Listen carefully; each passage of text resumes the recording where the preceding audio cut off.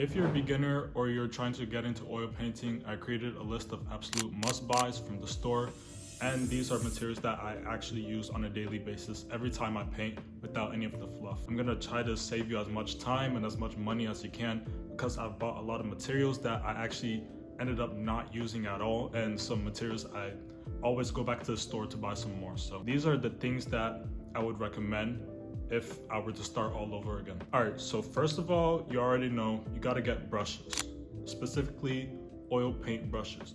And the reason why you need to get oil paint specific brushes is because you can't just use any sort of watercolor brush or acrylic brush if you're trying to get good results with oil painting. The reason that is because of the stiffness of the bristles. Oil paint bristles are a little bit stiffer than, say, watercolor bristles that are soft and they're supposed to be mixed in with water. Oil paint brushes are only supposed to be mixed with oil, and if you try to mix it with water, it's not gonna come out as good on the canvas. So get oil paint specific brushes. If you go to the store, there should be sections that say oil paint brushes, that say watercolor brushes, acrylic brushes, whatever. Get the oil paint specific brushes and get various sizes. When you're going in with your detailing, you want to eventually move smaller and smaller. You see how the brushes are getting from large to small? As you layer on, you're gonna move from this brush to this brush to this brush. All of my paintings, I move on from the largest brush all the way to the smallest brush. That's because when you're laying with oil paints, when you're starting off, you really want to get a large blocked out area. It's called blocking out. And when you use your large brushes, it's just for getting the colors in the right place. You're not really focusing on smaller details. For example, when I'm painting a person, I would just get the vague details. I'll get the face placement, the arm placement, the neck placement, before I start to go into deeper details such as the shadowing under their eyelid or their hairs, the tiny hairs on their head.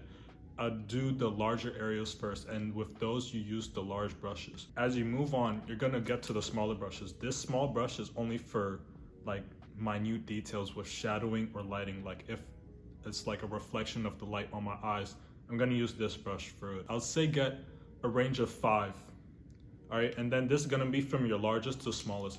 This over here is a good range. I have way more brushes, but these are like the core ones that I use. And people wonder if the roundness of the brush really matters. To me, it doesn't really matter because a brush is a brush, and regardless of how round or how square it is, you're always gonna be able to get the angles or the roundness that you want. So the shape of the brush doesn't really matter too much to me. It's more about the size of it and the area that you're able to cover with it. All right, the next thing that you want to get is linseed oil. Linseed oil right here. And what linseed oil does is that it loosens up the paint. It makes it less thick. And this is very essential for your layering phases because when you're layering out, you want the paint to be as smooth as possible. And oil paint isn't really that smooth when it's out of the tube. It's kind of thick and it's hard to spread, and you're gonna waste a lot of paint trying to cover up a big canvas with just oil paint without any linseed oil. Linseed oil is gonna make it come out smoother, it's gonna make it flow easier, and linseed oil makes the paint dry a little bit slower. Mixing in just a tiny bit of linseed oil with the paint is gonna make it move a lot easier. All right, and with that is gonna move me on to the next material that you need, and that is a palette knife. This is what you're gonna use for mixing all of your paints, and also mixing the paint with the linseed oil. And you do not want to mix your paint with your brush. And you might have been doing this, but it's not really that good because the consistency of the paint and the color that's gonna come out is not gonna be as good. Because if you try to mix two colors together, when you paint on the canvas, then there's gonna be some smears of lighter colors, smears of darker color. And when you use a palette knife, it just makes it one smooth, consistent color because you have mixed it well. And with the brush, you can't really trust it because it's gonna come out differently if you mix it with the brush rather than mixing it with the palette knife. So you need to get a palette knife as well if you want to get into oil painting. This is gonna be your best friend. You're gonna use it all the time. There's never a time that I mix paint with just the brush. I always use a palette knife whenever I'm mixing paint. Now, the next thing that you need to get is Gamsol. All right, Gamsol is the specific one for gambling, but this is just paint thinner. You want to get paint thinner. And you could also get turpentine. Turpentine is paint thinner, but it's like the stronger version. Gamsol is the one that doesn't have a smell. It's less strong than the turpentine if you're worried about getting it on your hands or on your skin. Turpentine is for if you have a lot of paint on your brush that's kind of dried up, and is for the hard, the stubborn pieces of paint that don't want to get off your brush. Say you leave your brush out for like 2 days and there's still paint on there and it's all dried up and it's hard to get out. Gamsol is not really going to get it out as much as you want it to. It's still going to get some of the paint out, but it's not going to get everything. With that, you'd use turpentine. Turpentine is the really strong one, and you need to be very cautious with how you use it. You do not want to spill it onto your skin or on your body. Gamsol is like the softer version, is less dangerous if you spill it on you or on your hands. And this is what's going to clean your brushes. You can use this for the underpainting stage, just getting a rough sketch of how you want your painting to look. All right, and now the paints. You want to use very good quality paints, and my favorite paints to use are from Winsor & Newton. Winsor & Newton makes very good quality paints, and I use them all the time whenever I'm painting. And I like it because of the richness of the color. It's really good color, and these are a little bit more on the expensive side, but if you cannot afford it, or you're not trying to really get that much out of it, like you're not really taking it too seriously, then I would say that you could go with like a lower tier brand. But I would say Winsor & Newton is the number one. It's the one that gives me the best results. I always love how it comes out on the canvas, and it's very good consistency.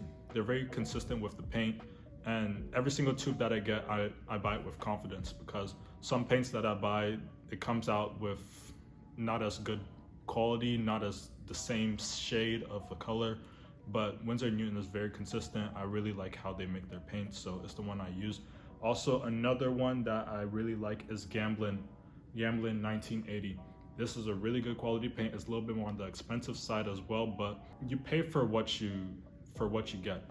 And when you invest high amounts of money into this, you're gonna get good quality out of the paint that you use. And this is the one that's gonna last you for years. I think it's gonna last you for like 80 years, and it's still gonna look nice. This is the one that I really trust with all of the paintings that I make, and it's not gonna lose shade as it goes on. I have some paintings I made from years back, and they're still popping with color because I used good quality paints such as Winsor & Newton on them. All right, and the next thing that I'd recommend is to get a painting palette.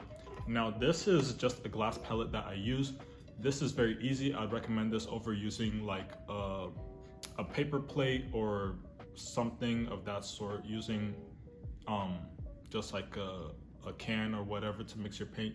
Use a palette, because using palettes makes it very easy to keep track of your colors without getting things mixed up, or some colors that you don't want mixed with each other getting mixed with each other. Just squeezing them out on each side of the plate makes it very easy. Like if I need some yellow and I need some blue, I'll just grab it from one corner, from another corner, and I just mix it in the middle. And I just clean off my palette every time I'm done with using a color, or I'm done painting for the day. I'll just wipe it off with a paper towel. That's what gets the paint off. So I would recommend getting a painting palette if you don't have one already. They're pretty cheap. You can get some plastic ones from the art store. You can get wooden ones, you can get glass ones, but just anything that will help you keep those colors in their place without getting mixed up or getting messy and then drying up, and it's kind of hard to clean up. All right, and those are just a few tools that I really like to use whenever I'm oil painting.